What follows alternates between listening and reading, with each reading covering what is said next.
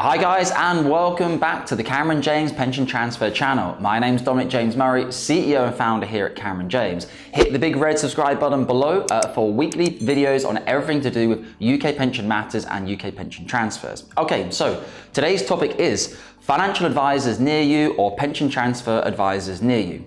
This is a question we get a lot from our clients and obviously one of our highest search terms. So we're going to dive into this in a little bit more detail. Okay, so when you're considering to do a pension transfer, you effectively have two options in terms of working with an advisor.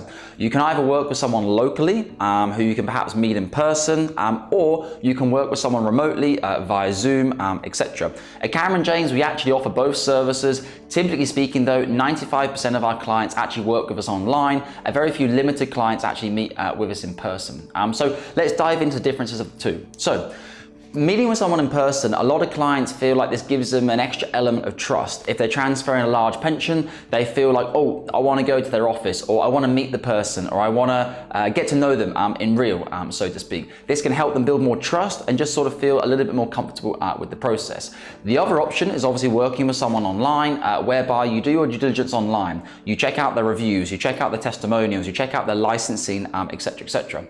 In my professional opinion, I would actually say out of all the clients I've seen get scammed or ripped off over the years, and when I say scammed, I don't mean their money's gone missing. I've actually never in 10 years in the industry, I've ever known someone's pension transfer money to just go missing. What I deem as a scam is bad advice. Giving you high commission products, back-ended commission, trail, etc., putting more money in the IFA's pocket and not necessarily giving you the best amount of results. For example, structured products. Very often clients come through to us with an existing portfolio. Sometimes a structured product might have lost 40, 50, or even 100% if it's gone into a liquidated state, and the same can happen with funds as well. So a lot of people would think, oh, by meeting someone in person, I'm going to protect myself because I'm going to meet them and trust them and I feel good. I met them, I shook their hand, they were real.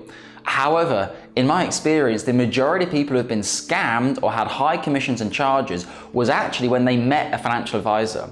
The problem with this is when you meet someone, if they're charismatic, if they're very good in person, they ask a lot of questions about your family, they really get into your life, they really make you feel like they care. And obviously a lot of financial advisors who meet you in person do care. There's some very good financial advisors out there who meet all their clients in person. However, this strategy can also be used to great effect to effectively keep the client's mind off the actual product that's being sold and more about the Fugazi, as it's called in The Wolf of Wall Street. Jordan Belfort's straight line selling book is very, very popular in sales professions, and a lot of that can be used when you're sitting with a client in person to effectively just kind of railroad them into doing what the financial advisor wants them to do without the client actually asking that many questions. Now, I've seen some very big examples of this over the years. I had one of my clients who was a director at AIG in Dubai, very big bank, very smart guy. He was a president there, vice president.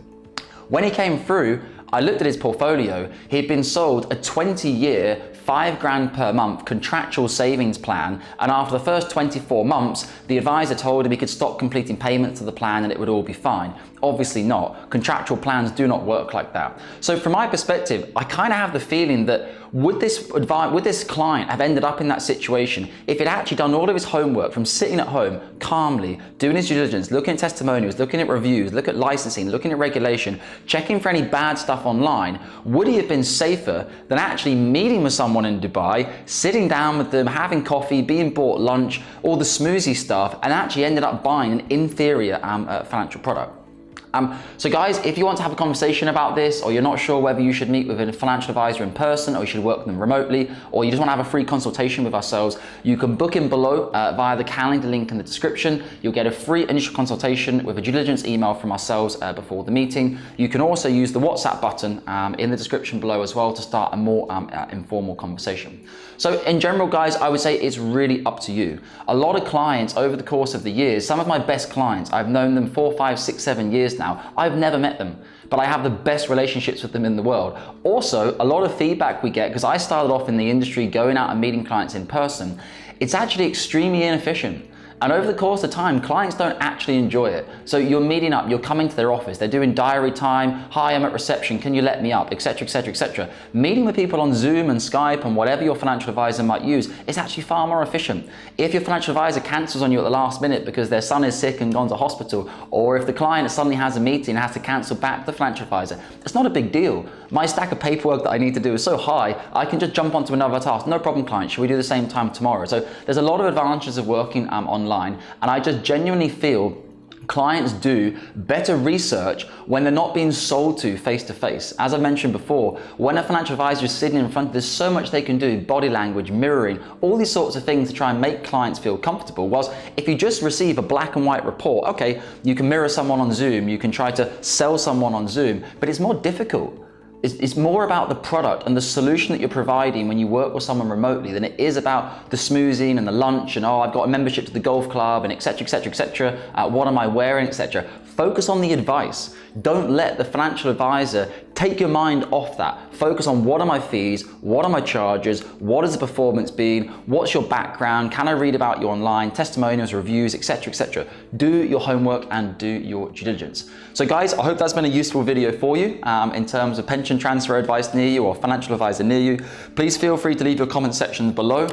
Anyone who's met with financial advisors or taken advice online, I'd be really interested to hear your feedback. Maybe you have a different opinion to mine. Maybe you think meeting with people is the safest way to get financial advice. Maybe you agree with me and you think online is the best way to get financial advice. Really looking forward to hearing your comments. And as always, take care of your pensions and speak of you soon. Thank you.